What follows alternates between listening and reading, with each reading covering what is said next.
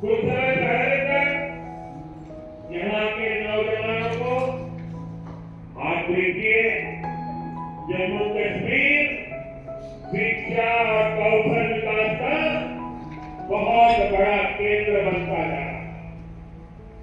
पिछले 10 वर्षों में देश में शिक्षा को आधुनिक बनाने का जो नीति है, उसका आज यहाँ और विस्तार है।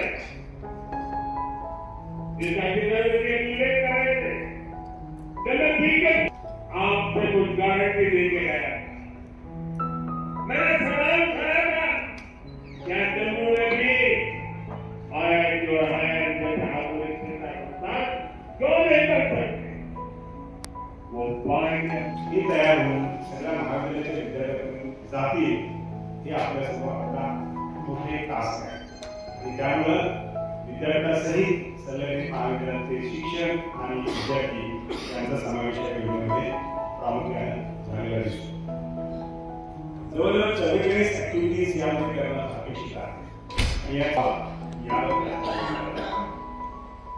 जे युनिट्स झाले प्रोजेक्ट अप्रूव्हल बॉडीचे 18 आणि 19 फेब्रुवारी, तर त्यामध्ये असं लक्षात आलं 17 ऑगस्ट त्यामध्ये असं लक्षात आलं की आपण फाईन ट्युनिंग सुद्धा आपल्या डीपीआरला करू शकतो। सेंटर स्ट्रेंथन करणं, नेटवर्किंग स्ट्रेंथन करणं, डिजिटल स्टुडिओ उभा करणं, स्टार्टअप आणि प्रमोशनसाठी विद्यार्थ्यांसाठी पोलिस ऑनलाईन अशा माध्यमातून आपण पुढे जाणार आहोत।